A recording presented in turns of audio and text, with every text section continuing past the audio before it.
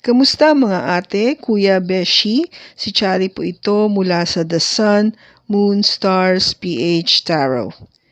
Ipapaalam ko lang po na ito po ay isang general read o pangkahalatang pagbabasa at maaring hindi lahat ay magtugma sa inyong sitwasyon. I-check din nyo ang inyong Moon, Rising at Venus sign. Baka doon mas tumugma ang read para sa inyo. At kung ang mensahe ay tama sa inyo, paki-like lang po at mag-subscribe kung hindi pa ninyo ito ginagawa.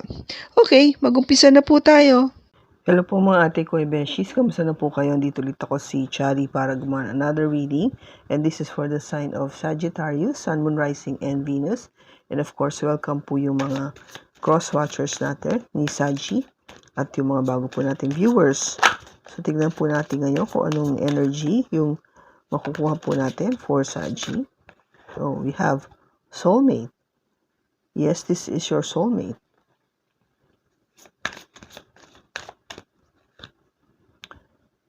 Release your ex.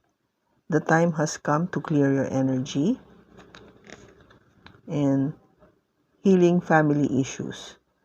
Your love life benefits as you forgive your parents. Okay. So bottom niya is forgiving and learning. Okay, Saji. So, sinasabi dito na, oo, kung yung nakita mo na yung person mo, no, this is your soulmate. Kaya kung gaba, meron kang ex, alsin mo na siya sa buhay mo. Kalimutan mo na. Kasi itong tao na na-meet mo ngayon, no, o mamimit mo sa future, ito na yung soulmate mo. Kaya kung if you're dealing with an ex, so kalimutan mo na siya. So you can move forward and meet your soulmate. No? And also, maybe it's something to do with healing family issues. So, kung medyo nahihirapan ka kasi ngayon to deal with your love life, kung marunong tayo magpatawad, yung gumaling, we need to heal. Kailangan nating gumaling o mapagtawag dito, yung to come over, yung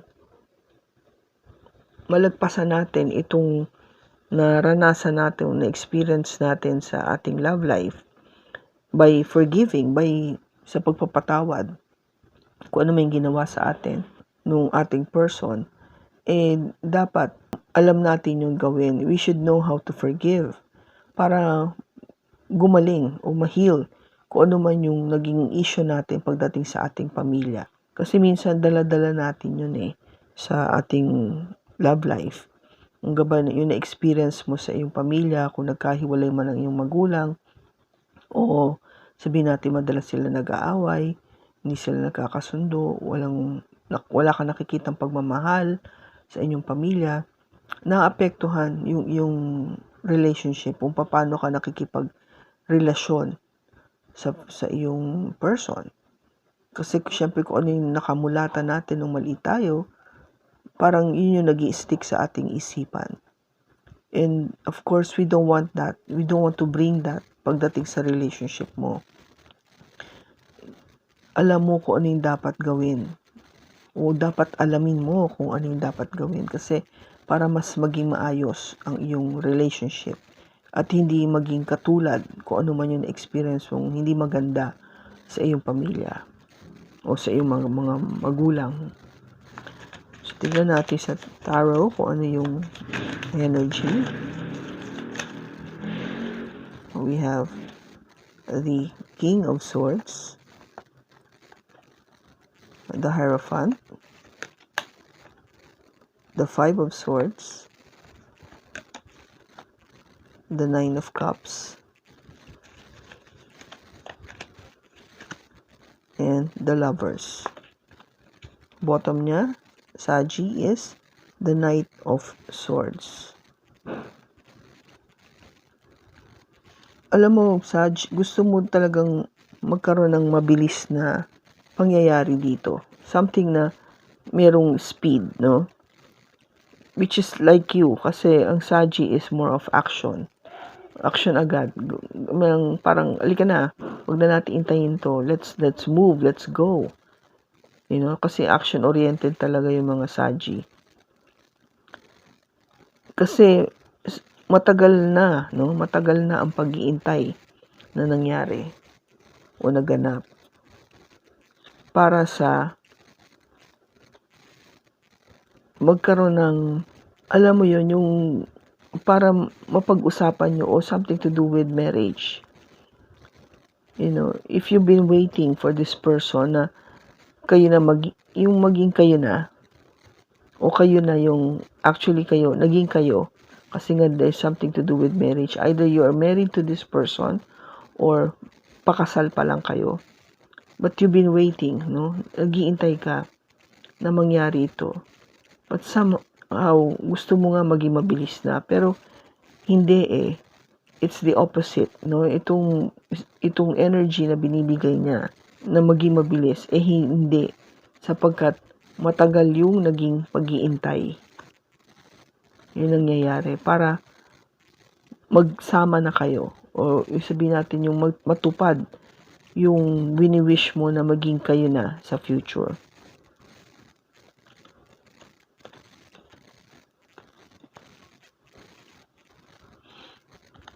And with the King of Swords, this is an energy coming from an air sign. Meron siyang either Gemini, Libra, or Aquarius, or you might be dealing with this type of person na meron din siya nito sa kanyang chart. Ito kasing energy na to is somebody na who is really finding or wanting to know the truth. Gusto niya talaga yung katotohanan. Malaman yung katotohanan, ma-express yung katotohanan, marinig yung katotohanan. Kaya po, sana, yung ang gusto mo, nung magkaroon na talaga ng, alam mo yon, yung pag-uusap, you've been thinking, you wanted to communicate, you wanted to express this sa person mo, na talagang gusto mo ng yung maging makatotohanan pagdating sa pag-aasawa, You wanted really to get married, You want to settle down. Gusto mong maging maayos yung takbo ng relationship. Maybe you have this sort of fear or parang issue when it comes to marriage. I think you wanted to discuss this, Gusto mong sabihin ito openly sa person mo. Kasi with the Five of Swords, may conflict may kaguluhan sa pag-iisip mo. Hindi ka sigurado, you're not sure. Saji, meron kang bagay na hindi ka sigurado. I guess it has something to do, maybe nga, you need to heal, yung family issue na to. If you've gone through parang something very traumatic sa family nyo, kung paano mo nakita yung parents mo in terms of how they handle their marriage, medyo nagbibigay sa'yo ng pag-aalilangan yun. Kaya, kung gaba parang hindi ka sigurado pagdating sa pagkakasal. Yung paniniwala mo sa marriage is not there totally 100%. And you wanted to speak that out. Gusto mong ilabas, gusto mong sabihin, gusto mong i-discuss ito sa person mo.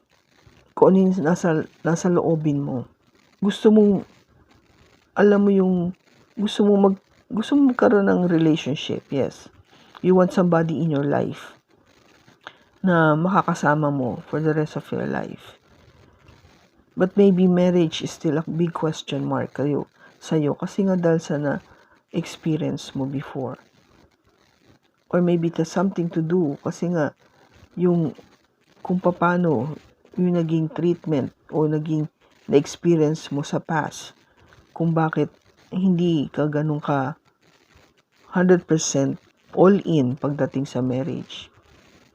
Kaya you're trying to make this decision with the lovers this is an energy coming from a Gemini, you wanted to make that decision. Yung nag-iisip ka, sino ba ang aking pipiliin? Maybe you wanted to stick with that other person, or maybe you wanted a new one, a new relationship, para makita mo yung soulmate mo. It could mean also na you're not satisfied sa current mo, kaya you're being asked na i-release mo na yung ex na to. Kasi sabi ko nga, nearly the same energy na nakita ko sa reading ko sa Cancer is yung soulmate mo, hindi siya makapasok kung andito pa rin yung ex mo. And of course, hindi lang yun, but you need to heal also yung family issues, no? Kung ano man yung nagpipigil sa'yo para to move forward o to be ready for marriage. Okay, but andito yung King of Swords. We have the Tower, the Empress, and the Queen of Cups. Bottom is the Nine of Wands. So, di ba nakakapagod talaga maghintay? So tiring to be there just protecting yung relationship. You wanted na makapag-usap kayo kasi something happened, something na hindi mo na-expect na dadating. Something na hindi mo inaasahan na may mamimit kang tao that is truly, kung ba, the one for you. Yung nakita mo na parang, wow, siya na yung talagang nakita kong kamatch ko. And talagang naramdaman ko agad yung love. This, you might be dealing with a water sign. Meron siyang Cancer, Pisces, or Scorpio sa kanyang chart. Hindi mo inaasahan ito, Saggy. Kaya maybe you wanted to talk. You wanted to have that conversation, no, with the King of Swords. Bigla siyang dumating sa buhay mo. Unexpectedly. Hindi mo pinlano, but bigla siyang dumating. Okay? But andito yung Hierophant. We have the Six of Wands, the Ten of Pentacles, and the Six of Swords. Bottom niya is the Page of Pentacles.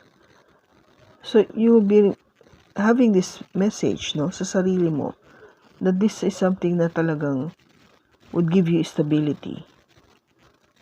Saggy, hindi mo inaakala talaga to. Yung tao na tong dadating sa buhay mo. This might be your soulmate. Kaya ganun na lang kalakas yung pakiramdam mo. Hindi mo inaasahan na, wow, is this the person that I've been waiting for all my life? Kasi ang pakiramdam mo dito, ito na yung taong na makakasama ko for the rest of my life.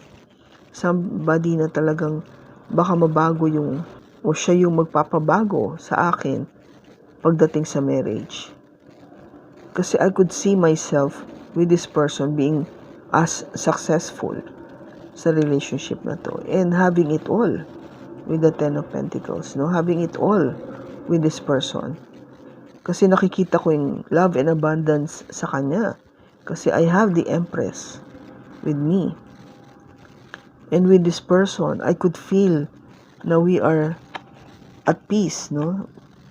Nasa maayos kaming sitwasyon o kalagayan. Wala ako nararamdaman na kaguluhan sa kanya. Kaya yung pakiramdam ko na at peace ako sa kanya is really something wonderful.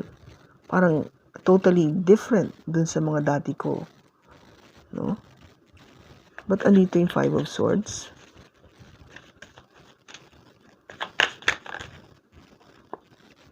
We have the Six of Cups, the Strength, and the Wheel of Fortune.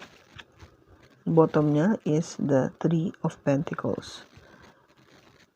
So, ito, no? Something that is been bothering your mind.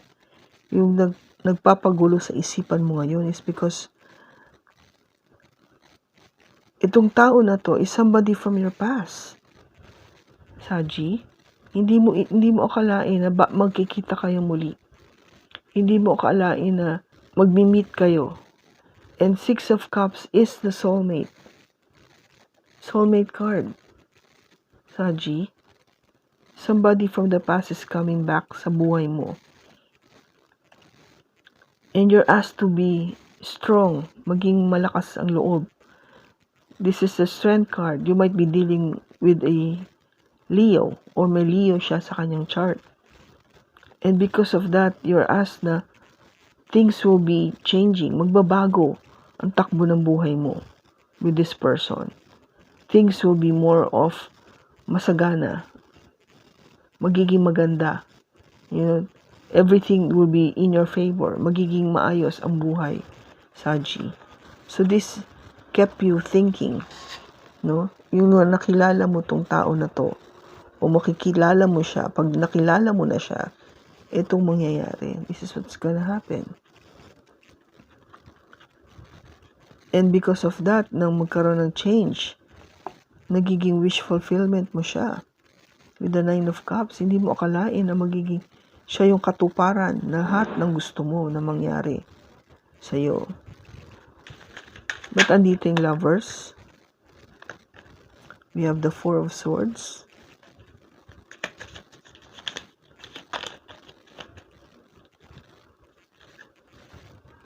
We have the Page of Pentacles and the Two of Cups. Bottom is the Three of Pentacles. So, you really wanted to make this work. Gusto mo siyang magkaroon ng kooperasyon. You know, you want this relationship to really work in harmony. Magkaroon ng kooperasyon kayong dalawa. Maging maganda yung takbo ng relationship with this lover that you are thinking about. Kaya you've been meditating, praying to God na sana po, ito na, bigyan niyo ako ng sign. No, let me know kung ito ng person na to, yung talagang hinihintay ko for such a long time. Kasi ang pakiramdam ko, siya na yung soulmate ko with the Two of Cups. You know, andito yung Two of Cups, andito yung Lovers. They're both pertaining. And with the Six of Cups, sabi ko nga dito, this is all about your soulmate. Yes, Saji, you're trying to see kung ito na ba talaga, no? Kasi you still have your doubts. Pero you know from your heart talaga na ito na, this is the one that you've been waiting for. Somebody na talagang hindi mo akalain na dadating sa buhay mo na magtutupad lahat ng gusto mo sa buhay. Okay? Kaya kung gaba parang sinasabi nga dito, dadating yung soulmate mo, kaya dapat i-release mo yung ex mo. If you're dealing still with an ex, alisin mo na yan. Para alam mo yung clear ka. You're very clear when it comes pagdating dito sa person na to. Hindi kasi siya papasok sa buhay mo kung andyan pa rin yung ex mo. Alam mo yun, yung still dealing with your ex, andito pa rin siya sa isip at puso mo. Kailangan alsin mo siya, maging clear ka at ready ka na to welcome yung soulmate mo sa iyong buhay. Okay? Because with this soulmate, siya yung tutulong para ma-heal, mabago lahat ng mindset mo. Kung meron ka mang issues na naramdaman sa pamilya mo before, maalis lahat yun, mababago niya, tutulungan ka niyang ma-heal, mabago yung iyong pag-iisip pagdating sa relationship.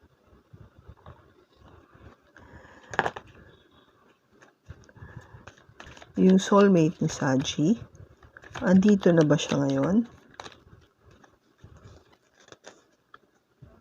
Yes. Andito na siya. And makikita mo siya passionately. You know, you would feel something very passionate with this person.